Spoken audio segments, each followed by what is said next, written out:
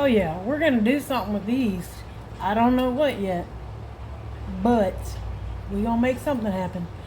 Probably gonna do some chunks and some rings. Okay, so what we're doing is pineapples today.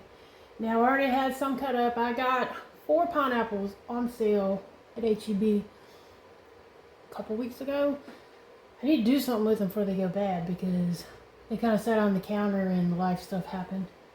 Anyway, so I have this core thing. I couldn't find my metal one, so I just went and grabbed a cheapy one from Walmart. And it's working good so far. The thing is, these are very, very ripe, so they're kind of like collapsing on themselves. So I already did some. I didn't want to embarrass myself by showing you all of them, so I'm just going to do one. Now I've done it both ways. I have cut the bottom off and I've left it on, and I think I'm going to cut the bottom off this one.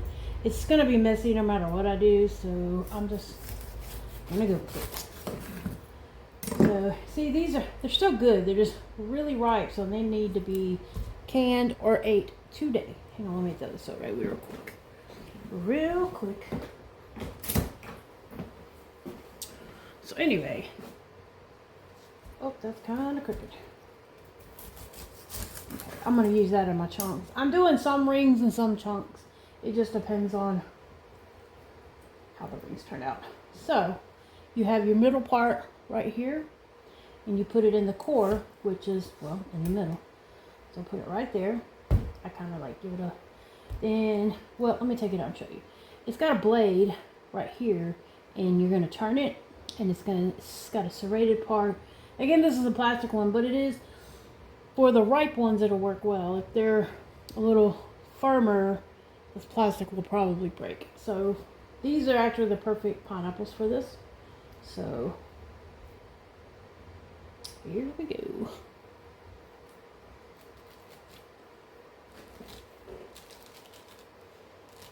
So if you can see, I'm just twisting it. This is a really sticky job. Just so you know, be ready to get sticky. And you just push down as you turn, kind of like you would a screwdriver. There's a piece that's... See, it's starting to collapse on itself a little bit. A lot of juice. Let's see. Drain some of the juice. We want to keep the juice. So what I'm canning it with is its own juices, distilled water, and a little bit of lemon. The lemon tends to elevate it a little bit. And I got this idea for Homestead Heart. Shout out to Mrs. H if you ever watch it. Anyway, Homestead Heart has a lot of good homesteady stuff, and she can, so, in the garden. Anyway, one of my favorite people on YouTube. I learned a lot of canning stuff from her. So anyway, so supposedly you push down or you twist until you hear like a click or feel a click. I'm not there yet. I'm gonna drain some more juice just so it's not as messy. And I'm not down to the bottom yet, so we're getting there. It takes a minute. It's a good elbow grease. Check out these guns. Just kidding.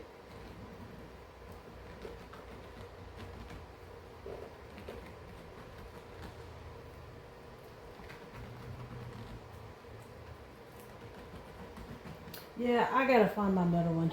Because the metal one, it makes light work of this stuff. Like, in just like less than a minute, you're done. I'm over here struggling. Okay, let's see. Yes.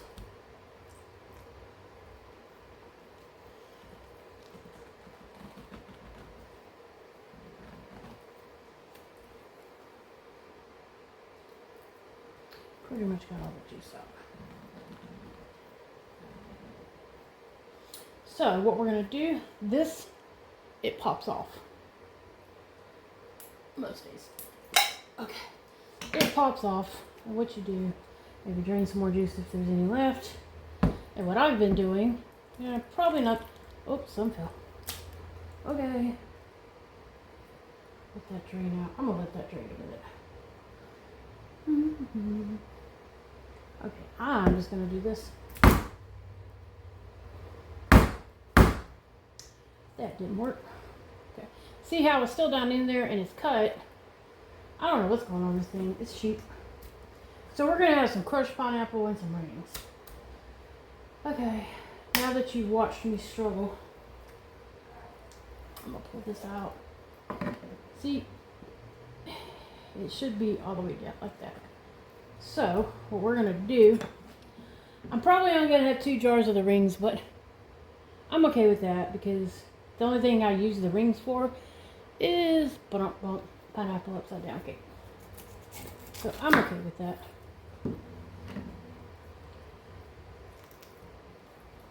As you can see, yeah, screw it. I'm just gonna cut it in half. Okay, well that's why, because there's not a whole lot left. There's the core. We can still make some ring like product here. Take the core out. See how super fragile. So this is gonna go in our crushed or chunk section. I may do one of each. Anywho, this has been the frustrating part of this experiment is the pineapples are super ripe, and so it's a damn mess. It's a damn mess. Anyway, so that's good pineapple. Oh, let me cut that part. That one little brown part. See, it's delicious. I tried a piece. It's not that it's not good. It's just it's so ripe. It may be almost too ripe to can. Well, it's not gonna be too ripe to can. It's just the rings are not full enough. So, but that's okay. It's still gonna be delicious. We use more chunk pineapple than ring pineapple anyway. So, no lies were told here today. Let me get rid of this without, hopefully, spilling it on my floor. I do not want to mop the floor. And I just dropped it on the floor, y'all. So guess what I get to do? I get to mop the floor. And it went down the side of the trash can. Yay. That's okay. I have soap and water. It will be fine. Ooh, missed a spot.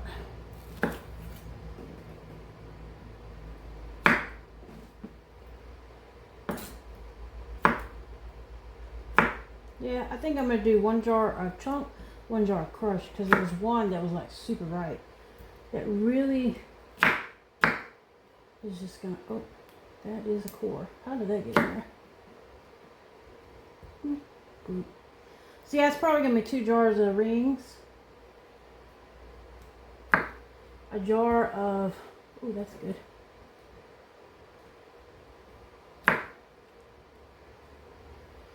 A jar of crushed, as you see, that's falling apart. It still, again, still tastes good, so we're going to go with it.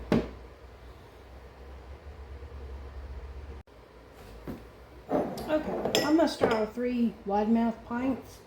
I've got 1 regular pint, regular lid pint.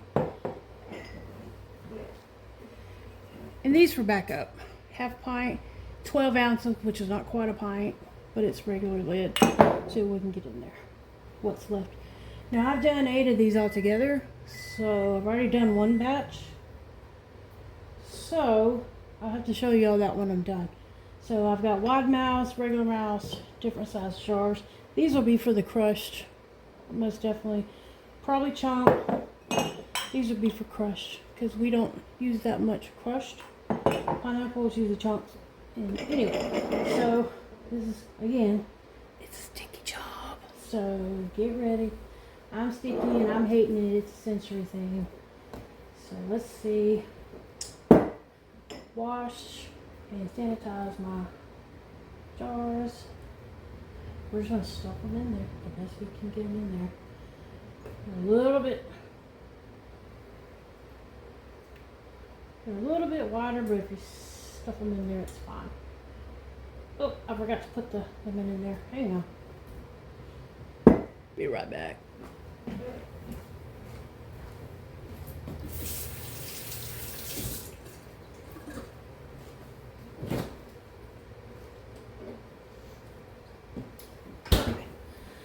So, I love fresh lemon. For one thing, I'm out of lemons. Two, for whatever reason, the concentrate works better when you're canning. And so, good morning, Jared. You want to say hi to the camera? Good morning. Hi. Almost. We are canning pineapples this morning, Jared. I said, wow, look at that. Yeah, so I'm going to get a squish in there and squish in there because I know I can get 2 out of this. So,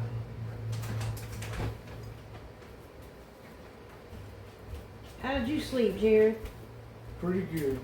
Awesome.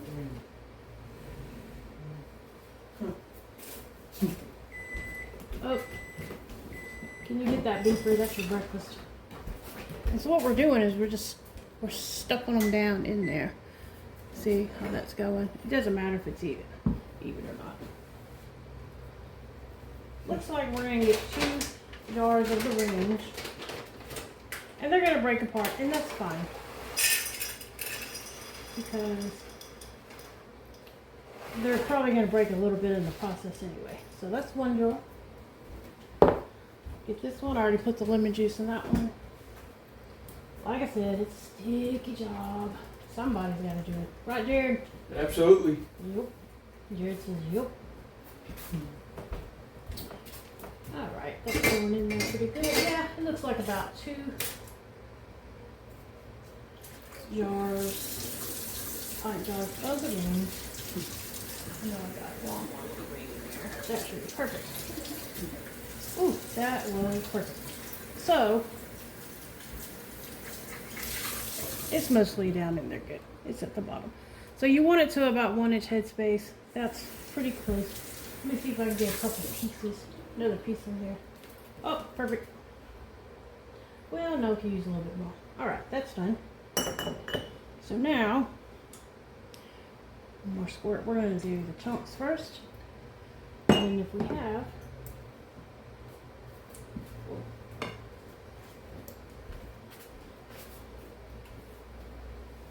Jared, do you remember talking to me last night when you came home?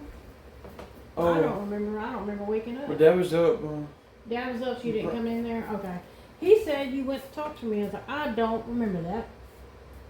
Yeah, because when I came in, you were probably in bed, but you were still up. Yep. Well, that's cool. I was just asking. Oh, yeah. Because we had it was a whole debate this morning whether you, Yes.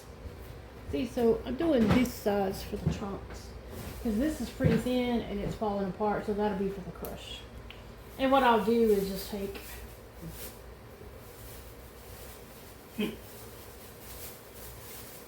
you know the thing that when you're browning meat and you push it down, it's almost like a potato masher, but it separates the meat. I'm going to take one of those to it.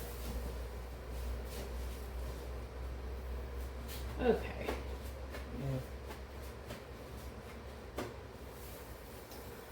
Alright, and so I'm going to put some juice in there, and then the rest, fill it up the rest of the way with water. We're not going to add any sugar to this because pineapples are sweet enough, especially since these are super ripe. And then the juice is sweet, so you don't really need anything. Alright, so with these last remaining jars, I've got vinegar on my paper towel here, and we're going to wipe the rims because this is so sticky it's going to compromise the seal. So we definitely need to use that. I prefer to use the vinegar anyway every time. That way you ensure that it's clean.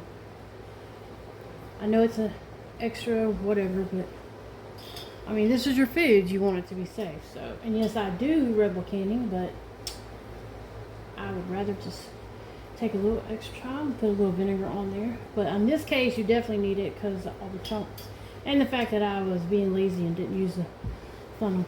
But like I said, this is all sticky. I'm not even going to worry about that. I just want to make sure the rim is nice and clean.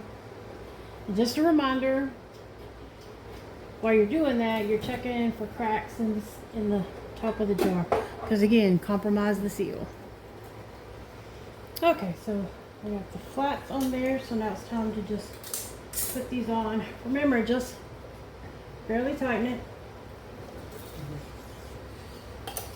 Because, and if you're new here, I'm just going to explain it again.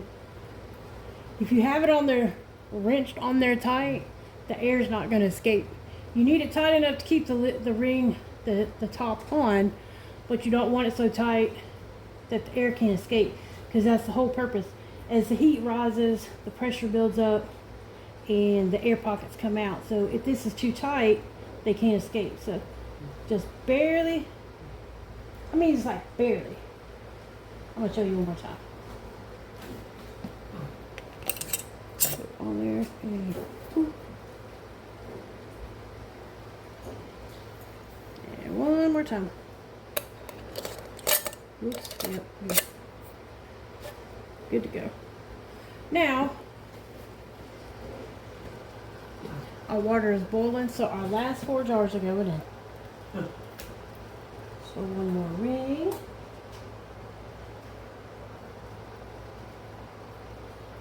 Ring.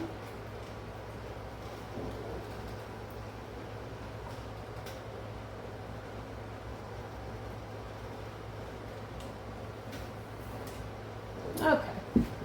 So it's actually already boiling, so we're gonna set this for 15 minutes. And there we go. And something to remind you, make sure you have enough water. It's so steamy you won't even see it, but just to get a visual, you want this much water to be able to be over the jars. That ensures that the pressure of the water will help draw that air out and everything. It's all about the pressure. Even when it's water bath cannon, it's still about the pressure. But anyway, I'm gonna let these do their thing and then we'll be back. Okay, so all the things have sealed. I've already put up some of them. So that's the rings, that's the chunks, and that's the crushed. And that's it, y'all. I'll put the times and everything in the description. Love y'all, bye.